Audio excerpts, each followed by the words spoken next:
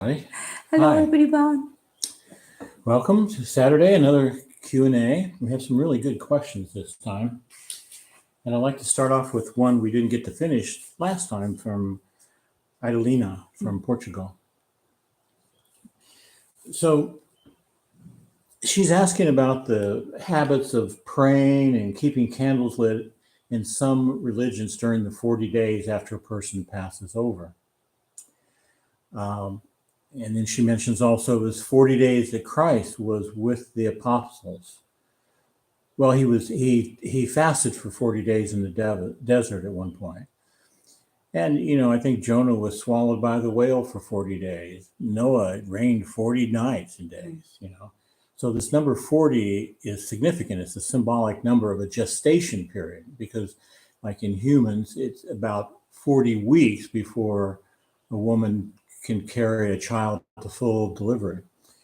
So it's a symbolic term of a gestation period, something that's happening to prepare you for something else.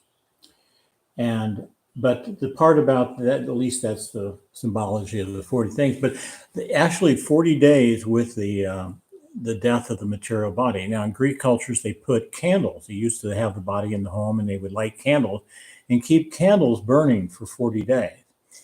And the reason they did this was because when you die, all your etheric vitality does not go with you.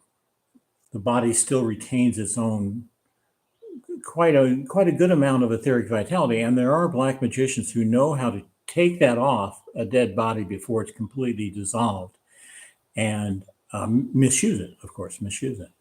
And so the process of putting the candles around did two things. One, it gave it like a protection for this person so they couldn't have their etherics taken. Plus, it also helps burn the etheric off quicker.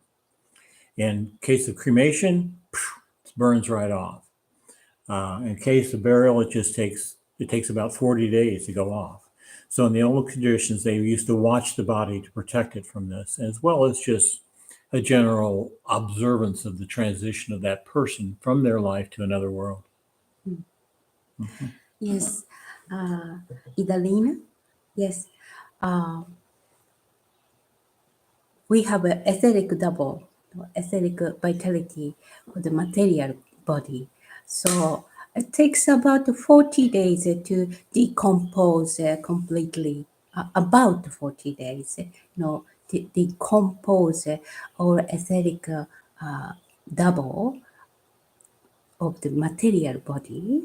So it's approximate time, but the number 40, as as he says, it's we have 7 planes, the psychoanalytical world, and subplanes, 7 subplanes in each planes. So it's all about the vibrations. So I can't talk completely now at here, but it's relating to the vibration of a transiting period. So after we pass on, the material body to the other dimension, we need a certain period to adjust our bodies, like etheric double of our material body needs to take 40 days to decompose. But they also, as you asked us, at the conscious level, and what we are doing, we are just preparing to transit our bodies to the next the dimension. So it's the period for that.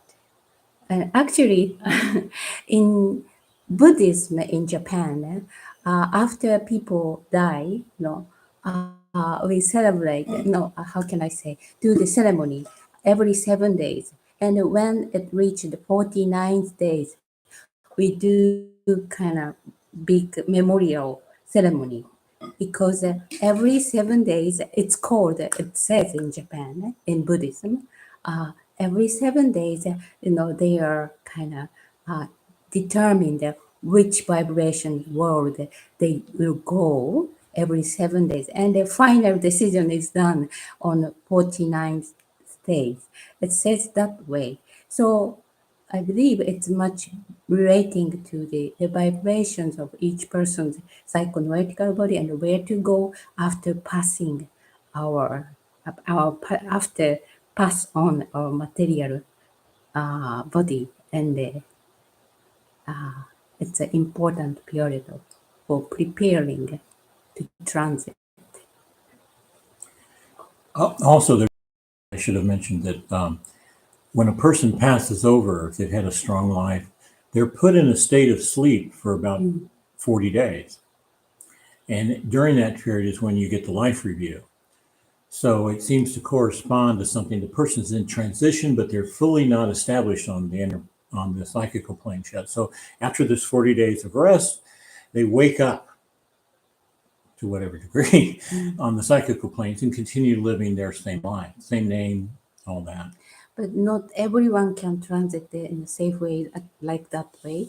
If we have lots of attachment to this world, people can transit to the next dimension and remain in the etheric counterpart of material world. She's also asking a little bit about what happens with the circles of possibilities and probabilities in the psychical and noetical realm.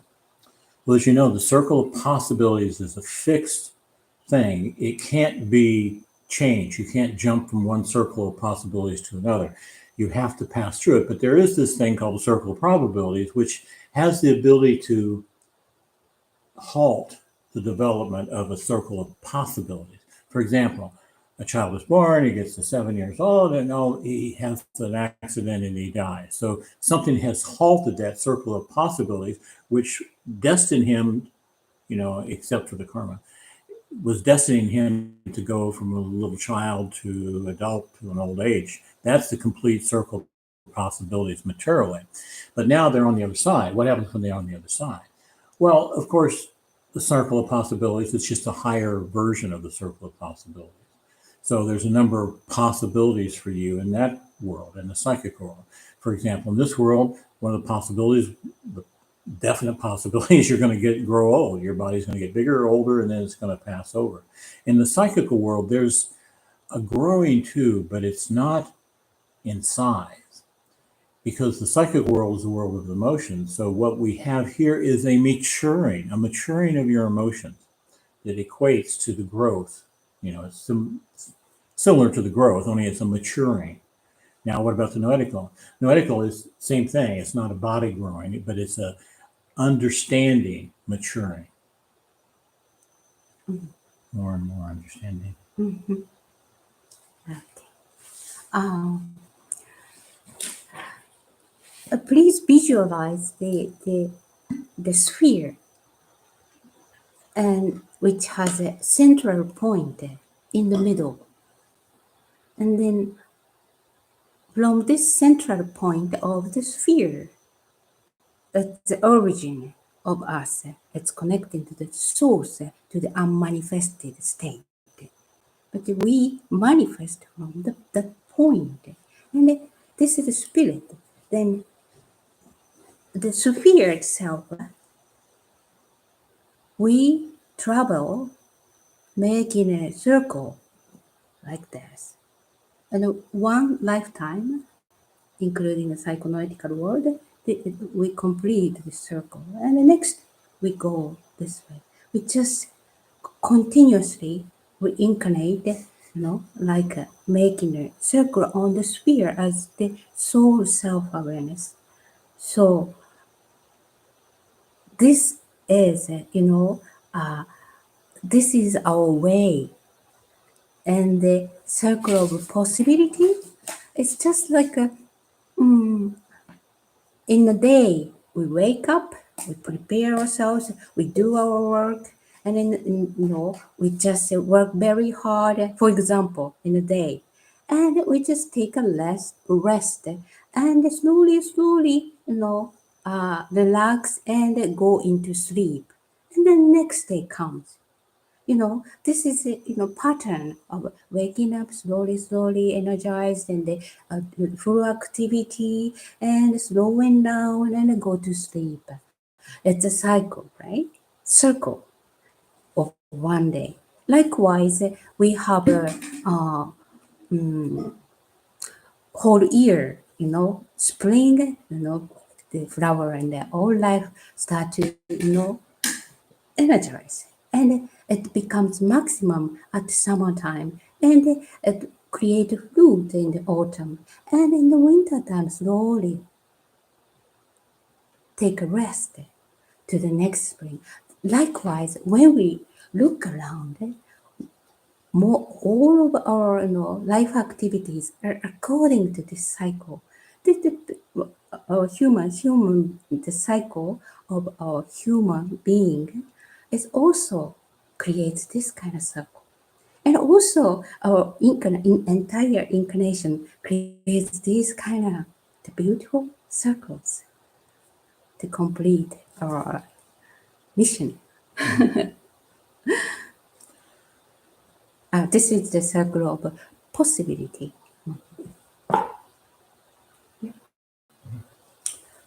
Gustavo, my Brazilian brother, is asking, I can tell my kids are very sensitive to energy. Maybe all kids are.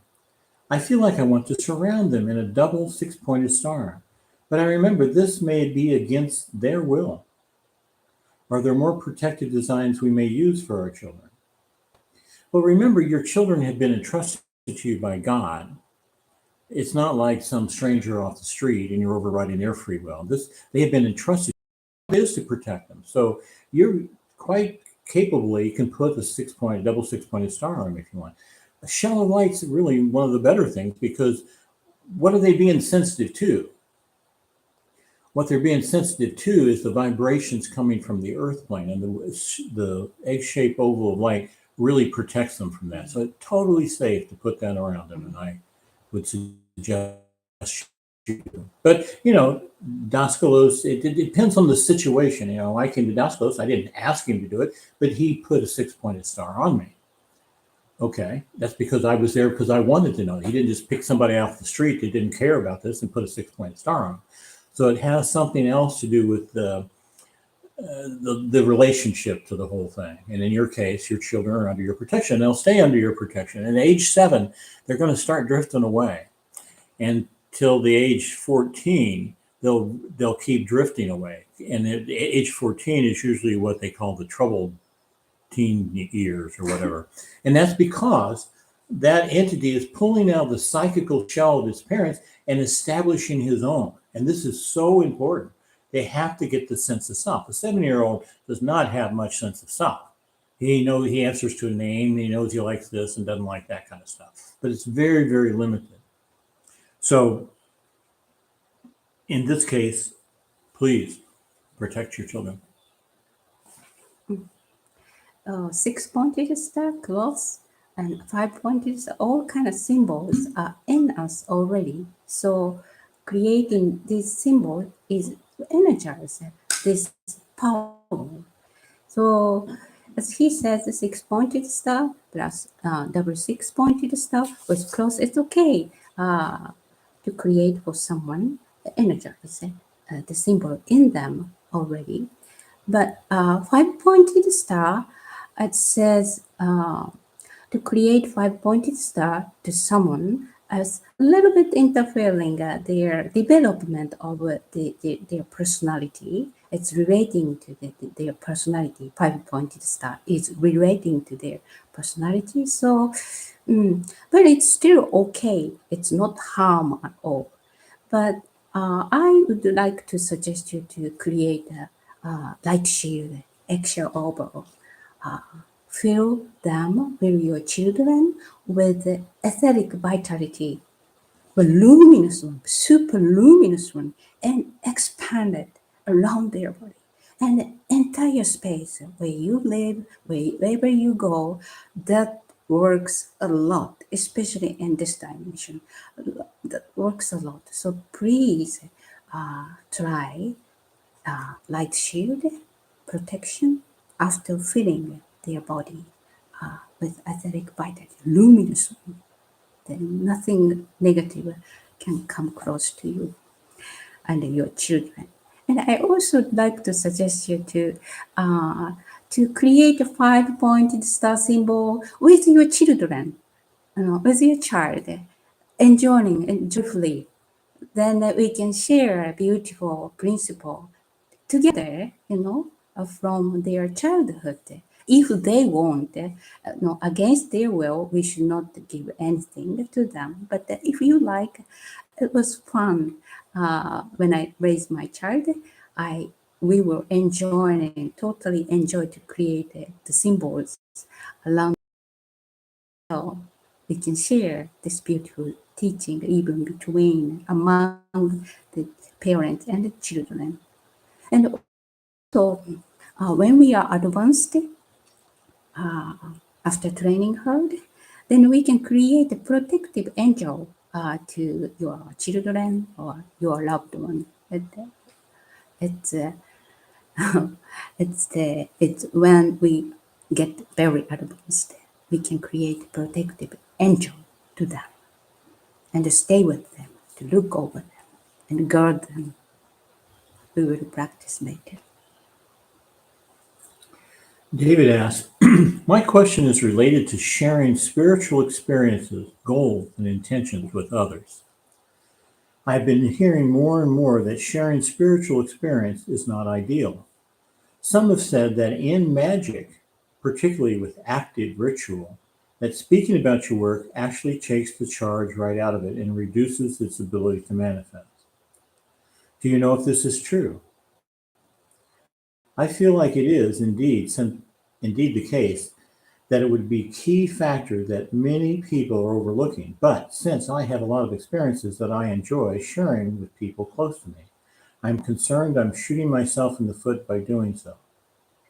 I don't like getting bogged down by such dogma as this, but at the same time, I want to heed the warnings when it's applicable. Do you have any insight that you'd be willing to share in this regard to the question? Yeah. Um, First of all, we are against magic.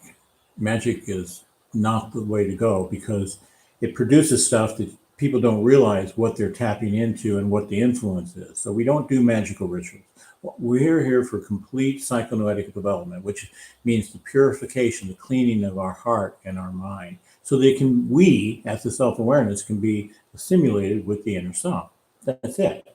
So we don't need magic formulas. That's all they had in the old days, but then, but now it's something different. Now it leads you astray. But to answer the question directly, it can do that. Definitely, it can take the energy out of it. And if you talk too much about it before it happens, this is not just a spiritual thing, it can be a business thing too. Same thing, it's the same principle. However, your situation is never harmed by sharing it with a good person. I mean, a really good person. I don't mean a saint. I just mean someone who really is not selfish and who cares. That person may even give you insights to help you with it. But to the general people, it's the best just to not say much, actually. Mm-hmm. Yeah, thank you. We have one of the 5 golden keys called concentration. So whatever we create or try to make it manifest, we need much concentration to manifest it. So this concentration means gather the light, all levels of light as high as possible to create some phenomena or whatever. So when we talk about what we are working on with someone, sometimes if we share this consciously to manifest it really strongly, intensely, it works. But usually when we talk something, what we are trying to do with someone means kind of distraction, reduce the power of gathering the light. That's why mostly it weakened the power of manifestation. But not all we can't say for everything. Sometimes by word we just enforce, like healing. You are healed. Your sin is forgiven. The word helps. So it depends on the condition, but usually it happens like that. And as he says, in this teaching system, I learned magic is not allowed because I would like to share a very important principle. The railroad junction, you know, at the beginning, this way and that way, it only has a little distance, almost no difference. But when we put our priority on the magic, which means, experience or showing something to others, it's all matter of our motivation. If our motivation put priority on showing or expressing or experiencing on the phenomena, the destination at the beginning it might be no difference, but at the end, eventually, it's going to create a huge difference. What we have to put priority is to serve, help people, expressing more and more nature of life, which is wisdom, love, peace, nature of God, nature of life itself, and do something good to others. So please put the first priority on it and then live on it using the wisdom of teaching and sharing love from you with peace. This gonna create the, I can't say what's gonna happen eventually, but please trust in the teaching it says this way. So the motivation is very important. Hi, Laura. Now, her question is it's a question about animals. If we have sick ones, do we use the same colors to heal them, say with fevers, infections, strains, or broken limbs? And how about plants? Are there colors advisable to bring strength into our gardens and orchids? That is a whole branch of study that I've never heard Daskalo speak on in terms of different colors and different remedies for that. But he has spoken on, flooding with etheric vitality. So I think white is fine for these. I haven't researched enough to say, oh yeah, do this pink when the cat has this or something. But white light, just give that to them, and the archangels of the elements, which are what's really behind the animal, will receive it and feel benefited by it. And then the thing is, you look at the animal, you're not really talking to the animal, because the animal is a materialized elemental. And same thing with plants, a materialized elemental of an archangel. So really, it's the archangel behind it that's giving life, its breath of life to the animal, as well as its consciousness. So to the plant, it's giving sensibility and sensitivity. It's a level of levels of consciousness. With an animal, it's instinct. It has instinctual consciousness. It's not really coming from the animal, it's coming from the archangel behind it. So when you want to help your plants and animals, talk to the archangel of that plant and animal. Because that's really what's in control there. It's not the little animal personality. I like it. Yes. I really like it. Lola, yes. I really would like to suggest you to give white light. And as he says, actually, I do this way, giving them white light because animals and the plants are perfectly maintained by archangels and angels, nature spirit. So we should respect what they are doing. If it seems like decayed or going bad, for example, on plants, in that case, I give them white light and wait how they respond back to me. And sometimes they show the color, or sometimes they show their sound or guidance or communication. So first approach, I would like to recommend white light to plants and animals. For domestic animals like a dog and a cat in the house, sometimes I use pink light, but for wildlife, I try to use white light, very pure white light, and respect their response and be sensitive to try to attune what they are doing and try to understand their activities. And always it's amazing. Please try.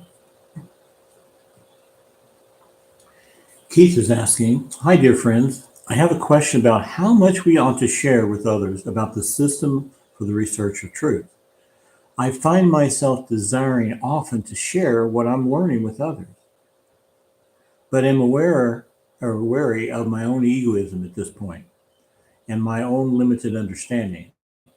Still, it's exciting to share new insights and dialogue about spiritual matters. I wonder if you have any insights about how to tell when it's appropriate and what is appropriate to share with another person. Yeah, that's the big question. We have to just, well, I can't tell you what that is, looks like. You have to feel that out. But the clues are when you start talking about it, the person's somewhat interested and you can feel them. You can actually feel aesthetically them drawing the aesthetic energy of your conversation. They're drawing in. You can feel it. But if you feel somebody they don't like what you're saying, if you're sensitive, just a little sensitive, you can feel they're resisting you. So stop. We're not supposed to proselytize. We're just supposed to share if someone's interested. And sometimes you don't know if they're interested unless you say a little something first. So you can, cast your bread on the waters and see how it's received. And then judging by that person's response, you can go into it. But I just give you my own learning advice here is don't go too far too soon, because what happens is that you may have them for a little bit and you're telling them about these new things and they're going, oh, and then you say something a little just too far out for them and they go back. In fact, you can actually make it go back farther. So be very, very careful about if it's really benefiting, if they're really taking it in. And if you feel they're not, don't keep pressing it. Just let it go. And you'll find that maybe that little word maybe only said a minute or two, but it went into them and created a fire. And then a week later, they'll come back and ask you, well, what about this? And then the door is open. Now you can come in and speak freely. Mm. Yes, of course, we don't solicit or we don't recruit people. My approach is when I'm asked by someone, if interested in listening, because as he said, in this case, their door is open. Then when I can feel their door is open, then I ask my angel how much and when and how I can talk or share this teaching as accurate as possible, doing my best to others. Because even if I think it's okay and it's beautiful, and if I talk too much, if it's too much light to them, in that case, people might close their heart. So we should observe very wisely and also with love how much they need to know and share whatever we have and see and observe the response, their feedback, and slowly go together with them whenever I'm asked to be helped or to be counseled or to share the teaching. So, and as long as you wish, and please visualize. Someday you can share naturally from you with, with others teaching, and that's going to help people. And please create this kind of image. Then it's going to happen, especially when you forget or it might happen soon. It's you will be given the opportunity of that. So please create a strong, good elemental you want to share, whatever good to share with other people. This is my advice. We have Andres now. He says he has one question. That's pretty good. You only have one question in life. When we are on the inner planes in what we call dreams, having an experience, and suddenly something happens that wakes us up, what happens with the part of us that was having that experience there? I mean, what if we were having a conversation with someone in a dream and suddenly we awaken? Do we just disappear on the inner plane of conversation? Or part of us stays there continuing the experience? Thanks. Well, that's quite an interesting question. I like that question. Um, you understand time is not the same on the inner plane as it is here. It can be much, much longer on the inner plane. So what might seem sudden to you would not seem all that sudden on the psychical plane. For example, one time Dasko was sitting there and he closed his eyes for about 5 minutes and then he opened his eyes and he was on the couch in the living room. And it was 5 minutes. He said, in that 5 minutes, I just gave a 2-hour lecture on the other side. So the time frames are jealous. I would, from what I would say to you is maybe you just leave, but it's not like, boom, where'd they go kind of thing. Maybe it's just, they know what you're thinking. They know what's happening anyway. So they know you need to leave. They feel you need to leave. So I don't think it's that it appears in front of your eyes. But it's a good question. It's a good question. So, cool. Okay. So he's asking, is it continuously done even if he came back? He comes back to this dimension. He's wondering what happens. Does that mean that some part of him is still over there talking to somebody? Yeah. It could be, but typically it's not. Yeah. If you knew how to do it, you definitely could be sitting Yeah. just like Daskos. He's sitting in the room with us, but he's really giving a lecture someplace. Yeah. You could be like that, but the average person, I think it just yeah, seems more natural. Yes, Daskalos is self-realized the teacher and self-realized being. So once we get like his condition, being in this dimension, we can consciously do whatever activities in all dimensions. So he's kind of self-realized being, but usually most of people, please remember, dreams, of course there is some exception, which means experience in the real psychoanalytical world, but usually the most of the case, what we call dream, the experience in the other dimension, is in our psychoanalytical shell, which means we create our world by our thoughts and experience. And we call it we had a dream when we come back to this dimension. So not everything, but the most of the case, it's the creation of all your thoughts and emotions and experience in it. This is a dream. So average people or the research of the truth on the process, basically when we have a dream and like your case, when you come back to this dimension, you're thinking as stopped in that dimension. So it's preserved, imprinted in your subconsciousness and in the entire subconsciousness of the universe also. So it's preserved like that. And when you come back, when you have a kind of dream, you recreate by your thought and you continue your dream or you create, even if it's the same person, for example, when you dream about your mother the last time, when you create, the next time when you dream about your mother, but this mother, that mother, you recreate, refreshed the elemental. So it's very, very deep matter, but we constantly create those kind of everything, elementals in the other dimension, even if we go to that dimension, those dimensions. So once we go back and distracted by something, normal people, it's preserved as it is, not the elemental which you created. It's just preserved, but not continuously going on. Like masters can do it. When we self-realize that being in this dimension, we can continue or do whatever we wish, multi-dimensionally. But normally, it happens like this.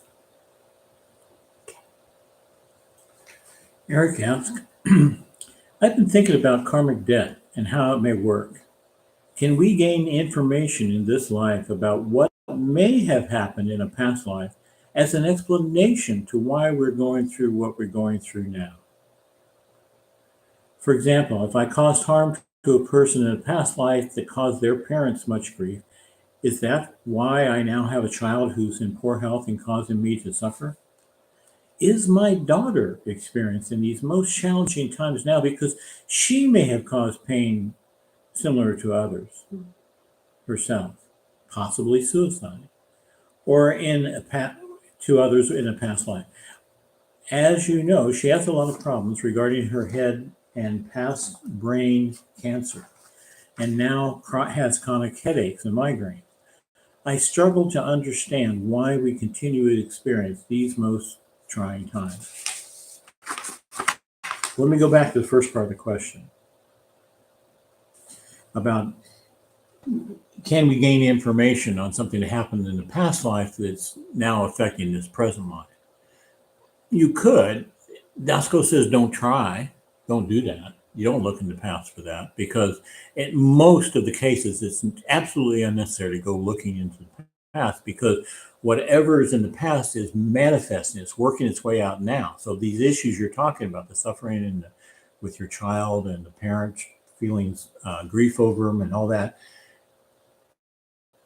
that's done by the law of cause and effect primarily. So let me just give you an example. If let's say in this lifetime you start out and all the kids are swimming in the swimming pool, but you're terrified of the water, and so you don't go near the water, and you go through your whole life this way, and you don't know why, but you just don't want to get close to water, so you never learn to swim, and you're terrified of water. You don't want to go out on a boat because you might fall in the water, and you don't know how to swim. Okay, so let's say you look back in a previous lifetime. Oh, there was a previous lifetime where I was on a boat and it crashed and I drowned in the water. So there's where the source of that deep thing is. But it really doesn't matter because if you drowned in a teacup or you drowned in an ocean, the details don't matter so much. But you can see now what matters is here you are now, whether you know that information or don't know that information, your work is the same. You still have to work it out. Maybe in certain cases, that's a big relief to, oh, I died in a past life. That's why I'm afraid of water. Maybe. But most of the time, no, you kind of just work it out here and now because the karma, the residual from that past experience is exactly what's happening with you now. So in terms of your daughter, yeah, it's obviously it's by the law of cause and effect, but your daughter's inner self, your ex-wife's inner self, and your inner self, you all agreed to do this together. Why? Well, lessons for everybody involved. Everybody involved. There's another way, though. That's the primary. That's the bulk of it. Most of the time, it's that.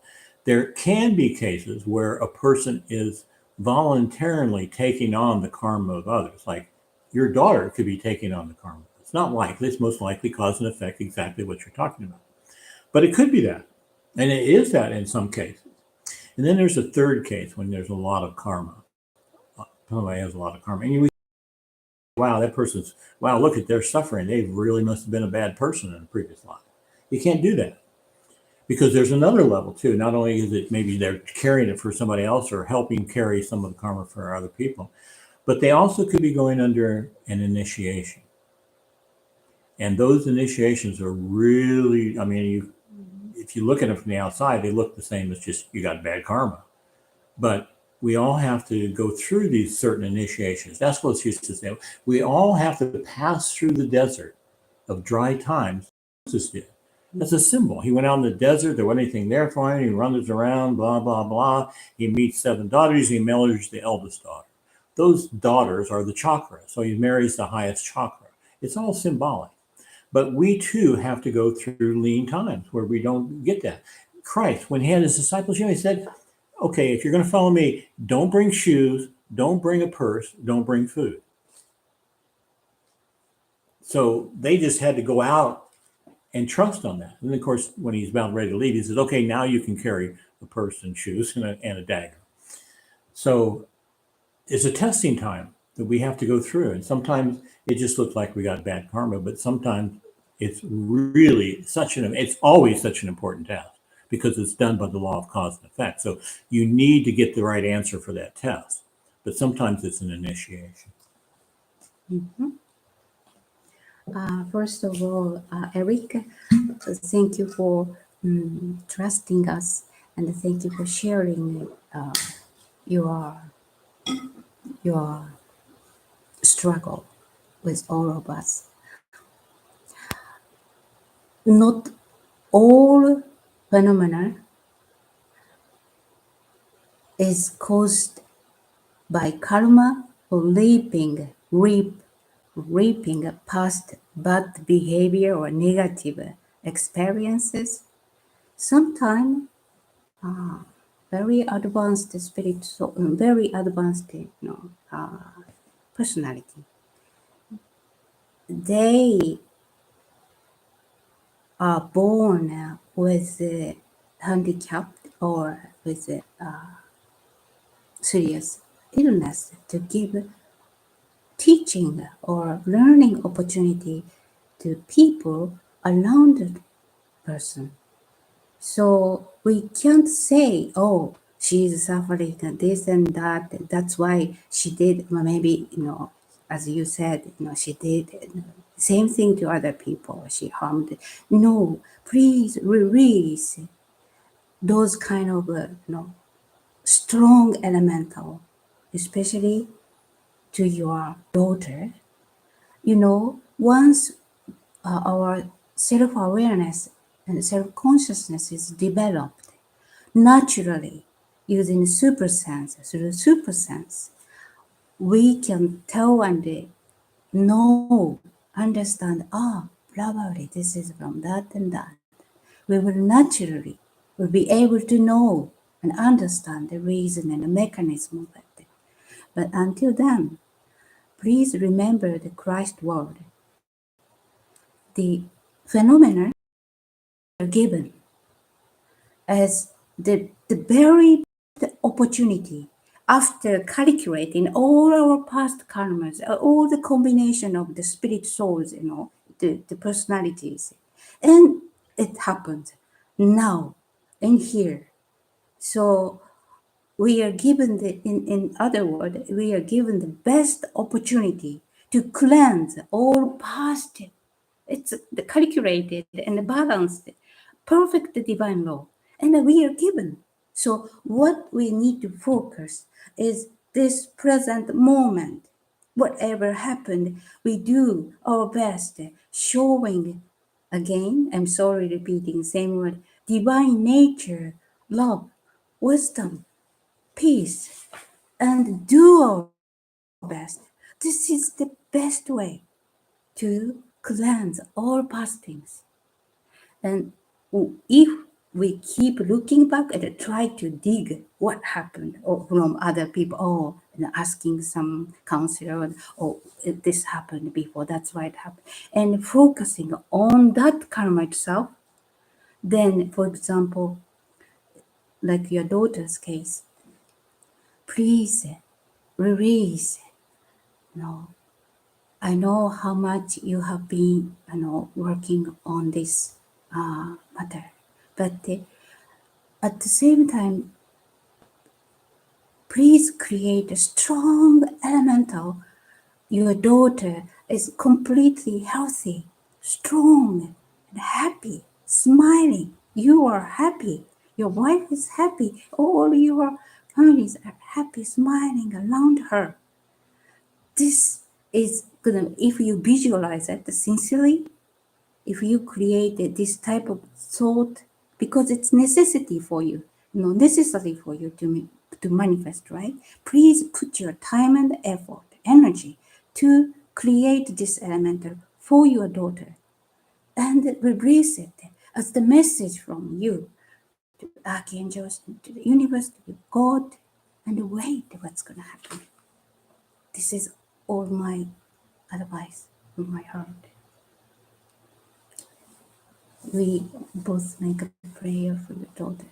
So please keep up work. Wayne is asking, what's the significance of the heart in the Researchers of Truth system? And what is the interrelationship between the heart and the mind? Some schools of thought emphasize the heart over the mind, saying that the mind is the source of illusion and duality, whereas the heart is the seat of the spirit. But the Researchers of Truth system, it seems that the noetical is regarded higher than the psychical, reason over emotion. Yep. However, the heart seems to occupy a preeminent position in the symbol of life. Can you elaborate? Sure. When you say heart in any system, when you're thinking about the heart, you're really not talking about the material heart. When you say heart, when people say heart, they're talking about the disposition of their personality. Okay? So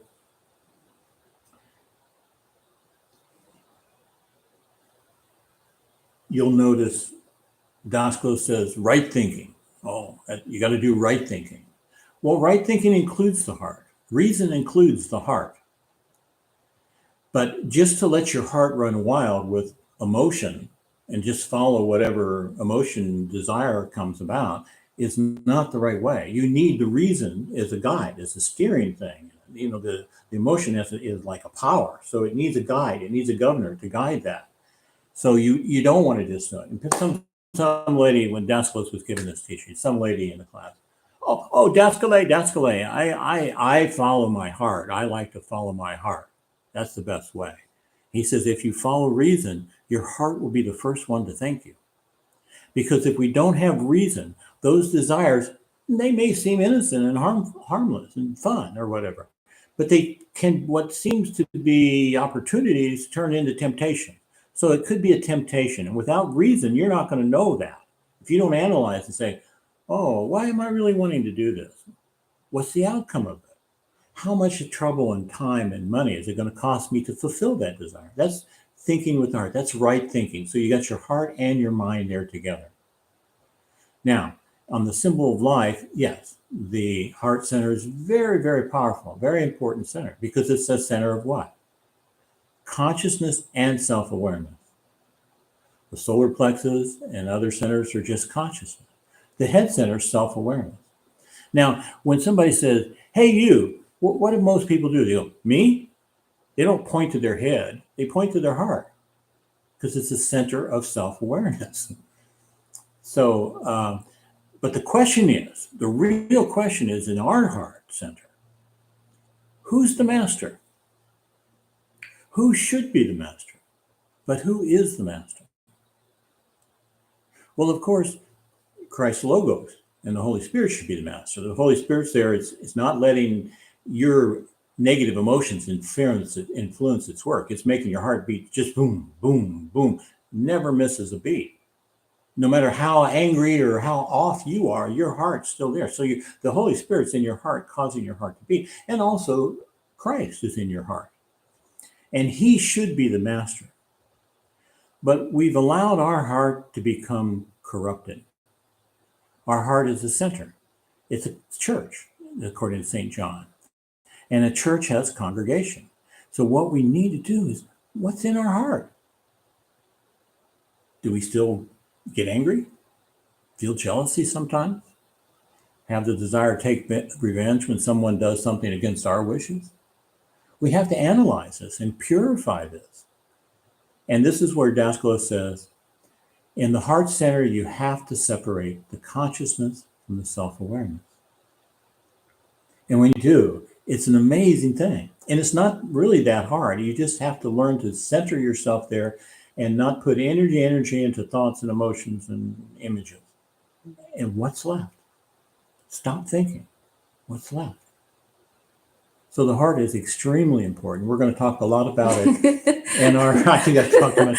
We're going to talk a lot about it in October 14th through 17th, where we're going to have a symbol, seminar here in Indiana on the symbol and other things. Yes. So I'll leave the rest for that. Yes. You know, the symbol of a cross in the middle, it's heart center, right? Likewise, the heart center is the most important center, because whatever exists in anywhere has a central point. Even the object, plants, whatever, it has a central point. It's a starting point to manifest, as I said before in this session. So in human being, our central point is in our heart. And at the beginning, I would like to touch a little bit slightly about this. At the beginning, when we started our incarnation, 3 bodies, 3 spheres are at the heart center. And during the whole incarnations, lots of incarnations, we develop those bodies. Then the spheres, of the noetical body goes up to the head, and the sphere of the material body goes down, and the sphere of psychical body remaining in the heart center.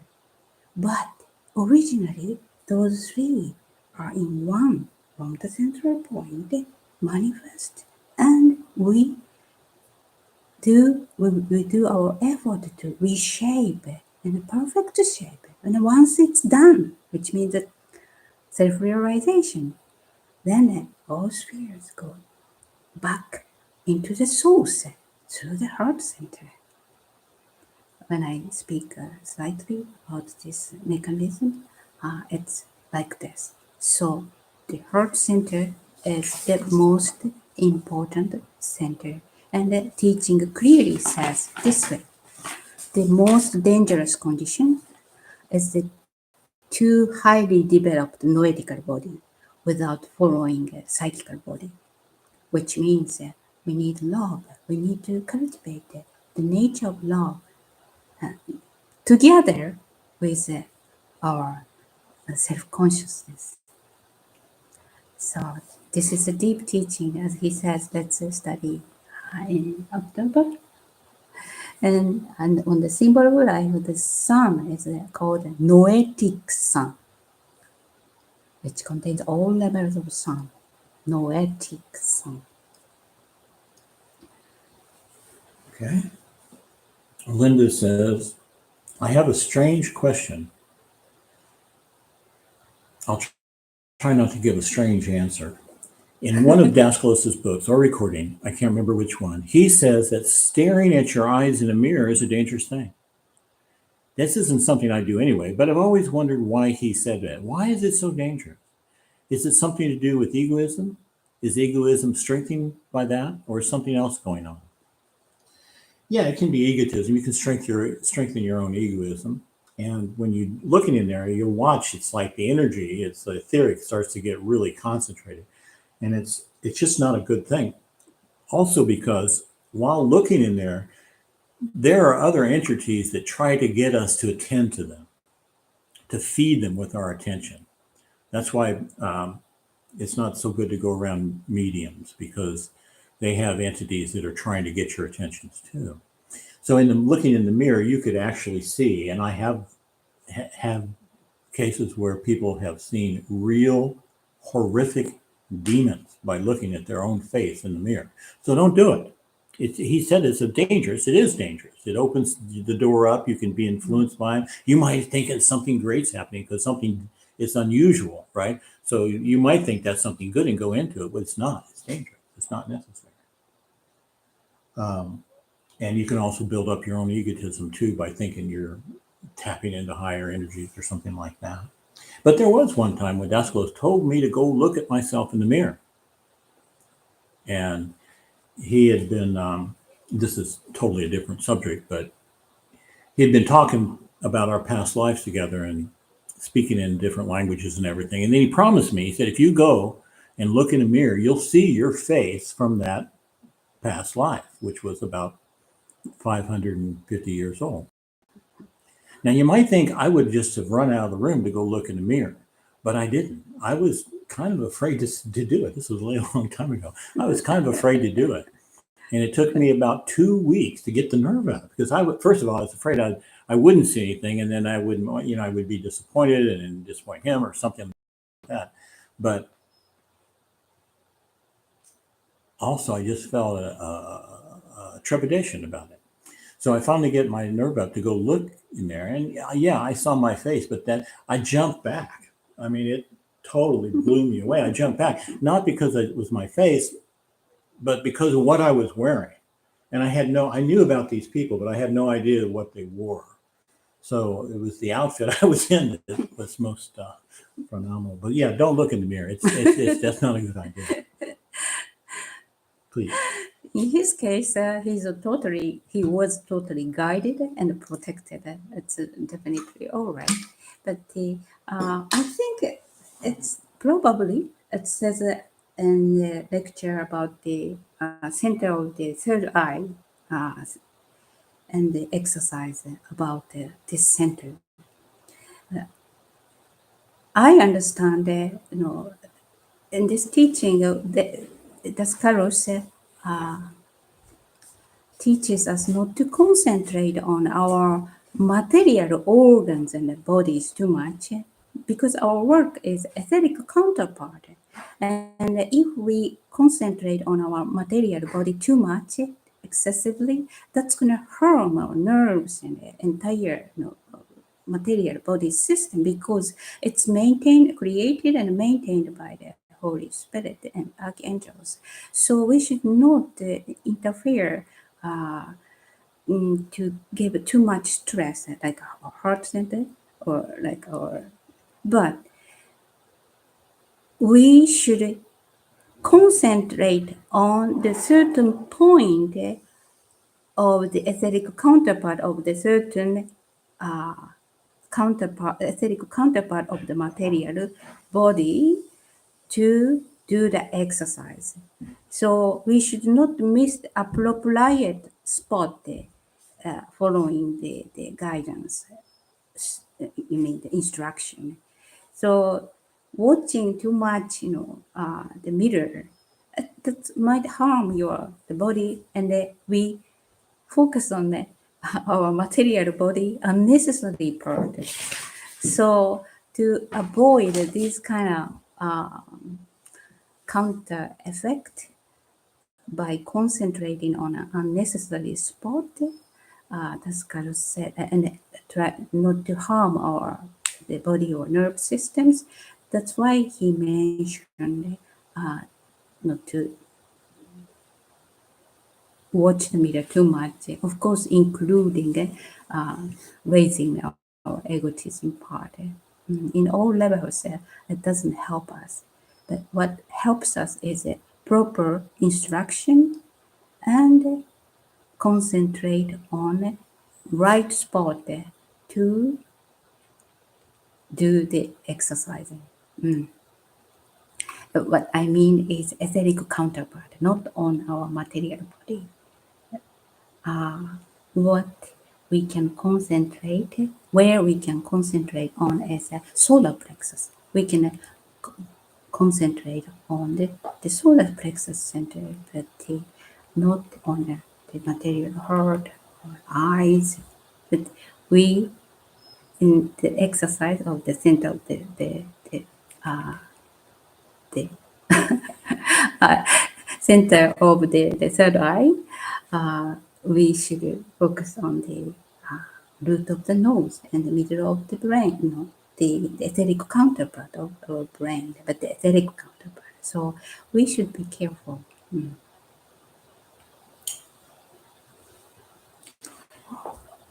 Michael is asking, I wonder if you could comment on what produces the feeling of boredom and how to overcome it. I've heard that people say when talking about the afterlife that they don't want to live forever because they feel they would get bored eventually.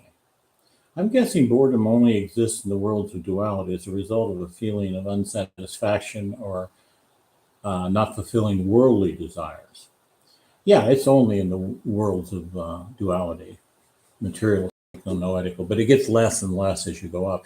And really, maybe we could say disinterest produces boredom because no matter where you are, if you could just, wherever you are, if you could just focus down at a very minute level, there are interesting things everywhere at every level, this plane and the psychical plane. So perhaps the person just isn't,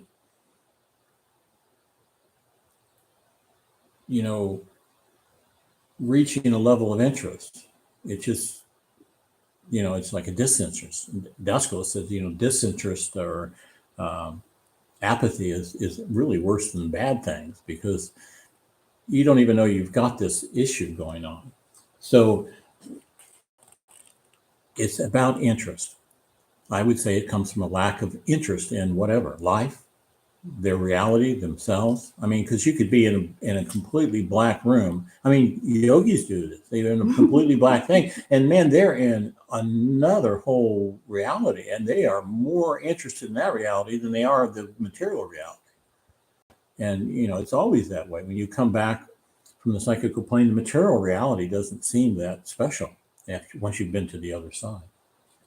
But there is something about, you stay in the other side for a certain period of time till you learn your lesson, like the psychical plane. So you kind of look back on life and try to get as much of the lessons that you missed in the earth before you go to the next life. You calm down your emotions, calm down whatever was troubling you in the previous lifetime. But yeah, I would say the boredom has to be coming from a feeling of disinterest.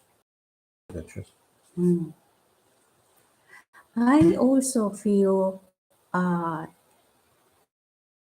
boredom is caused by lack of love, lack of I like that. That's good. lack of life, because energetically, when we focus on too much about on ourselves, on our personality things, and too much focus on that, that creates kind of closing energy, and closing your heart center, which is connected to the divine love, the divine life, your life. So, but once we start to do something good to others, thinking over someone, or then the heart chakra, heart center open, and the energy, the life comes through you, and naturally, and your heart gets kind of, how can I say, excitement.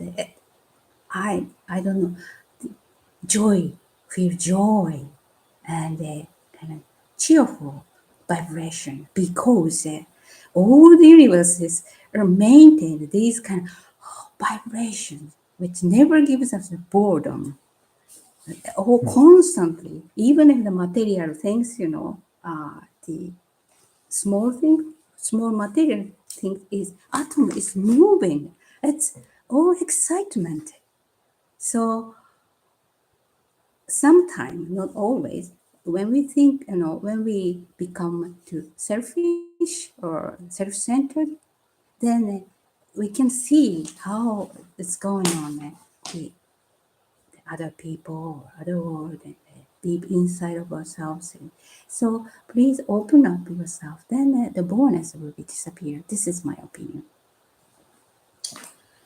Jacqueline is asking, I understand our aura is the light emanating from our etheric double, which is always perfect. Correct. I hear some say that you have a tear or hole in your aura. I even heard some say that their aura was upside down. Which is When I came back from Daskalo, somebody drugged me to a psychic fair. And there were all these psychics walking around, and they were all doing readings and offering ballots and all kinds of stuff. And I walked past one of them, and they go, "Oh, your throat chakra is down on your elbow. Here, I've got a crystal that'll move it back." I said, "Thank you very much, but I prefer it on my elbow." They don't really understand. These things are archetypal. It comes from eternal archetypes. You can't just tear an eternal archetype. The only destruction we can have really is in this world. We can tear things up in this world, but the etheric double is perfect, whole, and complete, just as she said. And the light emanating off of that is the aura. Okay. You can't affect that etheric double. It's perfect. It can get the energy in it can be has problems, doesn't get distributed properly or contaminated or something. But the etheric double itself is complete and can't be damaged. And the proof of that is two things. One is, if you're familiar with Acrylian photography, where you take the leaf and you can see its etheric vibration, and they cut the leaf and they take the leaf away, that etheric is still there. Also, when a person gets their arm amputated, they all talk about, well, they can still feel that amputated leg itching. That's just a sign that the etheric double is still intact, and they can feel a sensation on it. So what happens? So then we have the aura, the emanation of this etheric double. What does happen, you can't tear it, you can't put holes in it, but what does happen, it can get and blocked in terms of the energy, because it's doing. It's a mold that's holding this energy that maintains the body, creates the body, and maintains the body. So what can happen is you can see light colors in it, and that has to do with the personality's emotions going on. It's not some eternal thing. It's something that's happening and being generated at the time by their reactions to whatever's happening around them. So what we see is dark places in the aura, especially over organs that are unhealthy or sick. They're having problems. You can see dark there, or putrid colors, ugly colors, so these are contaminations that we as a personality are doing to our etheric double by fears, anxieties, angers, jealousies. All these negative things affects the distribution of energy, not only in the etheric double, but most importantly to the material body. It comes through the material body. So we ourselves are contaminated. We're not ripping it. We're just making dark places where the light and the energy isn't being distributed properly. Yeah. Mhm. Go ahead. We have two types of three bodies. The first one is the perfect one, perfect noetical body, perfect psychical body, and the perfect the material body. Together with that, it has of course etheric double. It's pure and perfect. It doesn't be influenced by anything. It's perfectly maintained. But we have another three bodies, which is on the process of development. The shape is, we call it amorphous bodies, because it's on the development. And once the more our self-consciousness, self-awareness is developed, the shape is going to be perfect archetypal idea of man. So what we call aura is the radiation of the etheric double of this amorphous, on the body of the development of their psychonoetical body. That's why when we change, when someone, we can see, people are angry, or when they come and when they are angry, we can immediately know. We can even see the color, like why? Because they're amorphous, the bodies, emitting these kind of vibration. But once they cool down, the color changes. Many people can experience it, probably. You can see it. like this. These radiation, which in general we call aural berries, depends on the condition because we are on the development. But the original one, the perfect one, is always perfect and preserved as it is from the beginning.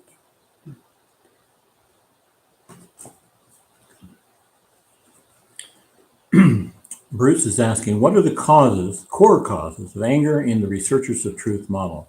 And what are the most effective anti-anger, anger-destroying elementals one can create? Well, first of all, anger is impervious to any elemental we create. So get rid of the idea that we're going to create an elemental and kill anger. You can't do it that way. You have to do it another way. Is there a meditation based on the Hercules Nemean lion that can help in destroying this emotion within us? I'm seeking something here in addition to the obvious introspection and observation benefits in making progress in that way. Well, the Nemean lion is a meditation on how to get rid of it. But I think it's important because you talk about elementals. In the Hercules myth, Hercules has this job to go kill this ferocious lion that's terrorizing Nemea. And he goes and he tries shooting with arrows or throwing knives or spears, but the hide is too tough and they have no effect on the animal. And of course, this represents creating elementals to try to kill anger because the lion represents anger and the knives and the spears represent our elementals who are thrown. It doesn't do anything. So the thing that Hercules has to do and the thing that we have to do is to deprive that lion of anger of the breath of life. Now we're the ones giving it the breath of life by getting angry, you know. So the first thing we have to do is we have to stop that. So the symbol in the meditation of the Nemean lion is that we ourselves, we don't use an elemental, we don't send anything. We ourselves must grab a hold of our anger and stop it from expressing. So it's seen symbolically as Hercules standing up and the lion coming at him with the claws, and he gets in between the claws and he starts choking the lion. You can't beat the lion any other way. You have to. From looking above.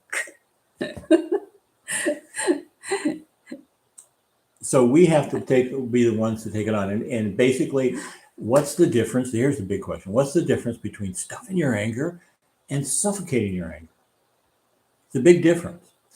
Stuffing your anger is like taking a lion and pushing it into a cage, you know. As soon as that cage opens up, the lion back out. Okay. That's stuffing. You know, we stuff our anger down, and pretty soon we stuff it long enough and it's just going to blow up like Mount Vesuvius one day. So that doesn't work. Expressing your anger, that makes it bigger too. So what are we going to do? We have to stop, cut off its life force, and its life force is expression.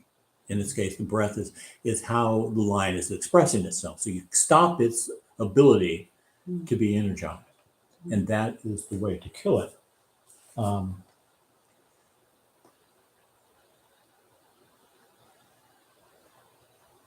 Yeah, I mean, in some systems they tell you, oh, you know, to talk to your anger and stuff. And Dexter says too much attention to your anger.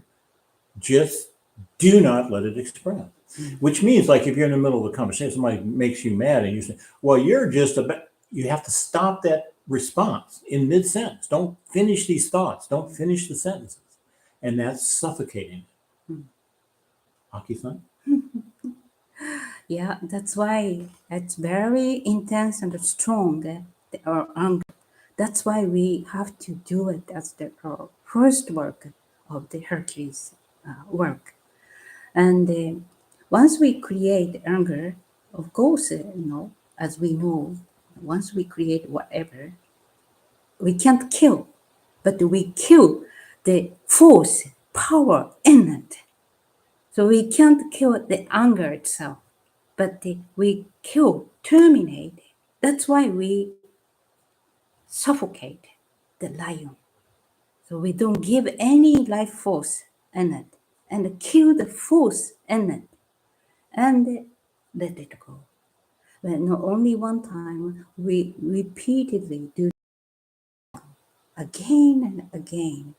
Not only anger itself, we work on the potential or possibilities, seeds of anger. we work each one of it by killing, suffocate the lion. When I started to this work, I felt like it's so kind of cruel. And I thought myself, I couldn't do it. But the more I work on it, it really work. We need determined mind to suffocate. It's not like giving a pain, a lion, or torturing lion. It's not like that. We have to focus on the deep principle behind it and kill, terminate completely our anger, possibility of anger in us. Otherwise, we can proceed the next levels. So whenever we feel anger, most of people experience already. When we have anger, nothing goes well. The spiritual growth is too.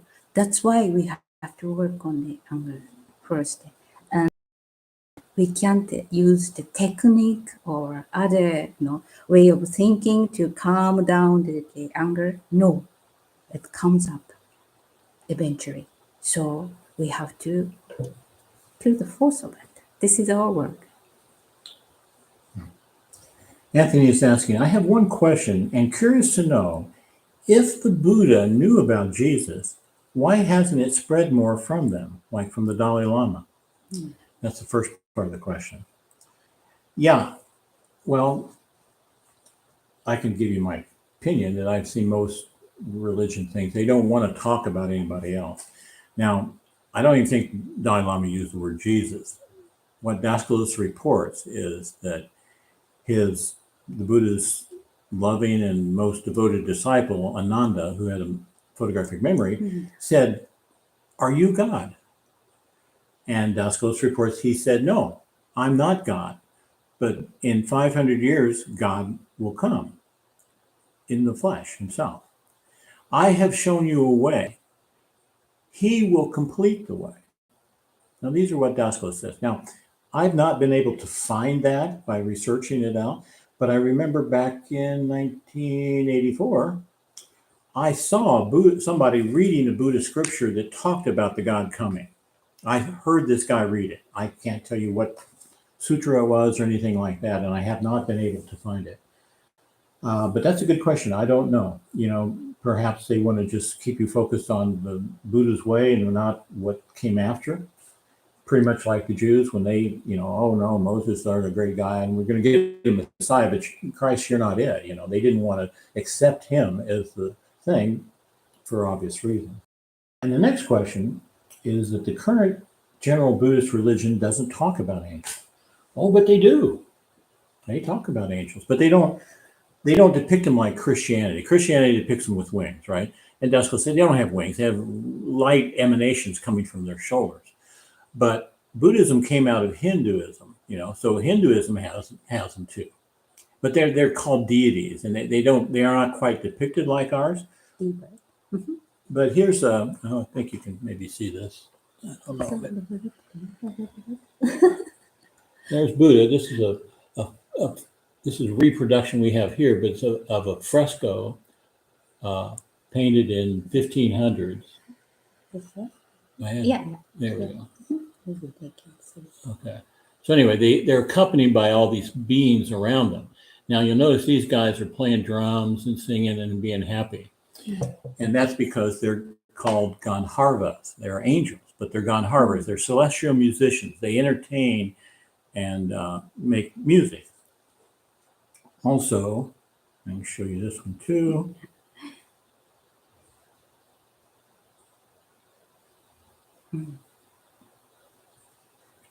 Here's another painting showing them. And these are, again, Gandharvas. They're playing music. Okay.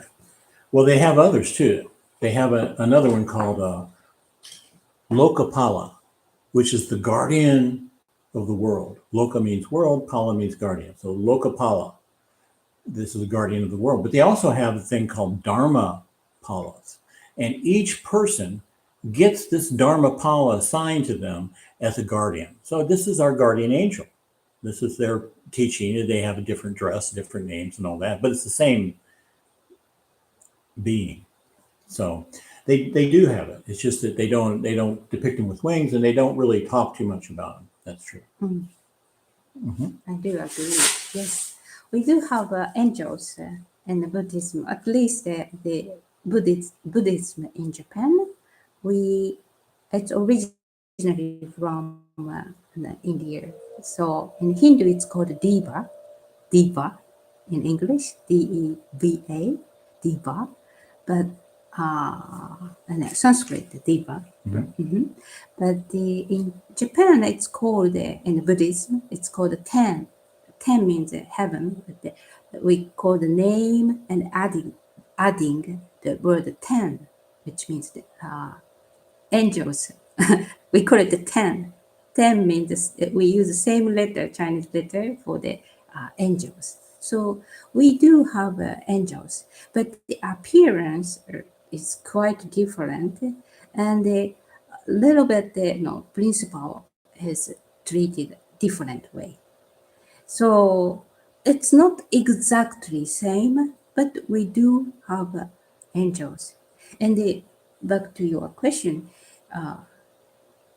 the reason why Buddhism doesn't talk about the Jesus or other matters of Christianism, I believe, like we have human races, we have different races and different way of thinking and culture. So relating to different culture, the location, and purposely, it's the divine truth is provided and spread, and the way which is most suitable to each region. But eventually, the truth is one. When you cut off the diamond, so it's gonna be connected as one, reasonably. Like a mountain, high mountain, the summit is one, but we have many ways of approaching to it.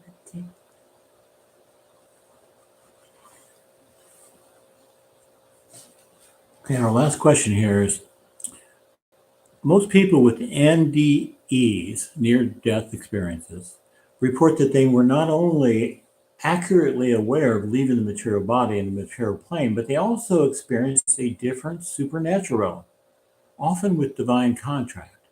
How do you explain that? Easy. When a person has a near-death experience, they are transitioning. They, as a self-awareness, is transitioning out of the material body and into the psychonoetical world, but passing through the etheric double first. It connects these worlds. So it's just very simple. They're just transitioning. Their awareness is shifting from the material plane to a higher dimension, and that's where they get the contact. Now, here's a question I have, and I don't know the answer. Maybe I can work it out. Is, do extraterrestrials have near-death experiences? Do you think? Are you questioning? I mean, I just think about it. Do they? I don't think they do. Anyway, Your That's it. answer is done. Most of people, they are not only acutely aware of the event. Okay.